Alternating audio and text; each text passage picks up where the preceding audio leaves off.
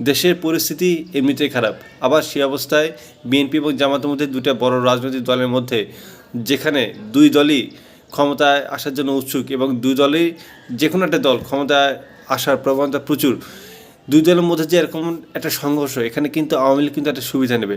আওয়ামী লীগ, ভারত এরা তো চায় যে এই দেশে বিএনপি এবং জামাতের মধ্যে সংঘর্ষ বাঁচবে, তার মধ্যে দুই দলের মধ্যে যে কোনো একটা দলের মধ্যে আওয়ামী লীগ ঢুকে যাবে, এই যার ফলে আওয়ামী লীগ পুনর্বাসিত হবে। এটা আওয়ামী লীগেরও প্ল্যান, এটা হচ্ছে ভারতেরও প্ল্যান।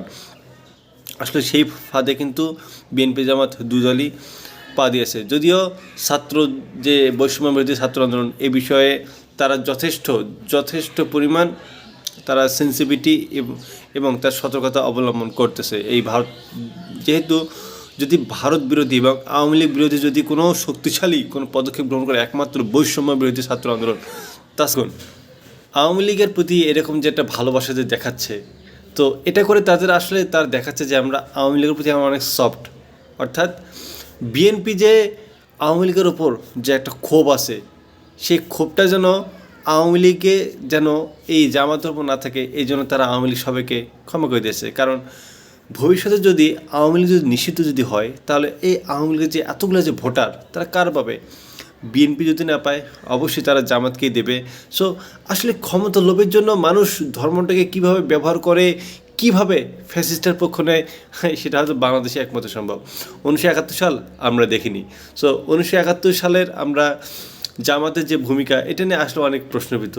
যারা আসলে 1971 সালে স্বচক্ষে দেখেছেন, তারা আসলে জানেন যে জামাত কেমন পাকিস্তানের পক্ষে নিয়েছিল, এবং এটা তো যারা এখনও তারা বলে যে তারা অবশ্যই তারা পাকিস্তানের পক্ষে নিয়েছিল, এবং তাদের কার্যকলাপ দেখে বোঝা যায় যে তারা মুক্তিযুদ্ধের বিরুদ্ধে অবস্থান করেছিল। অথচ তারা কিন্তু এই বিষয়ে কিন্তু যথাযথ এখনও কোনো পদক্ষেপ গ্রহণ করেনি।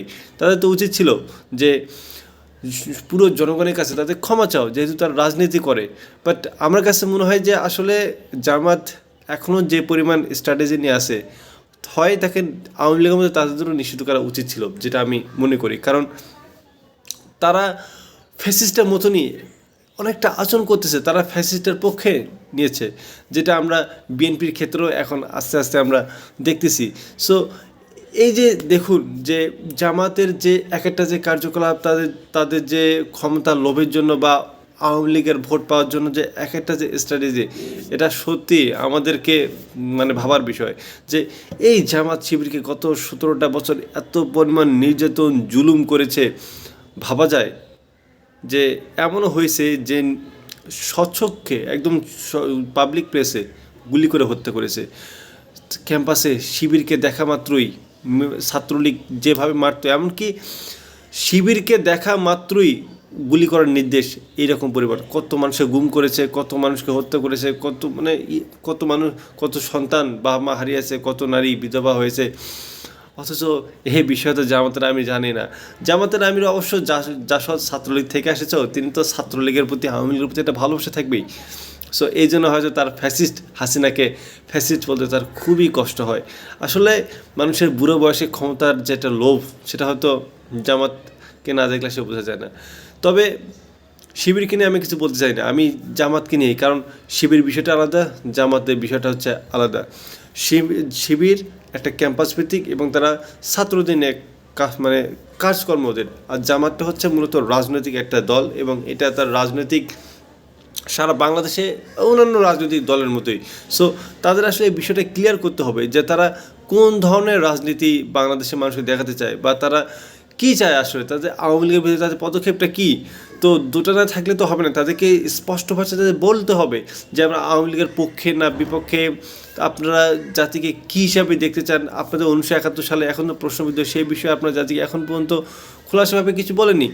সো এই জিনিসগুলো কিন্তু আমাদের ভাবায়, আমাদের শিক্ষার্থীদের কিন্তু আমাদের কিন্তু ভাবায়, এবং জনগণ কিন্তু আছে, মানুষ জামাতকে ভালোবাসে ইসলাম ধর্মের কারণে, কিন্তু সেই ধর্মটাকে পুঁজি করে যদি আপনারা যদি ব্যবসা করেন, এই ধর্মটাকে নিয়ে যদি আপনারা ক্ষমতায় বসে সেই পশ্চিমাদের পা চাটেন, তাহলে তো সেটা তো আর ইসলাম ধর্মকে আপনি ছোট করলেন, সেটা তো জাতির সাথে প্রতারণা করলেন। তো আমি মনে করি যে জামাতকে এই বিষয়ে যথাযথ খোলাসাভাবে জনগণের সম্মুখে বলা উচিত যে তারা রাজনৈতিক আইডেন্টিটিটা কী, তারা আসলে রাজনীতি করতে চায় কী নিয়ে, তারা জনগণকে কী দেখা চায়, এবং আওয়ামী লীগের পক্ষে নাকি বিপক্ষে, বা তার নিষিদ্ধ চায় কিনা, এই বিষয়ে অবশ্যই তাদের একটা মন্তব্য অবশ্যই বলতে হবে।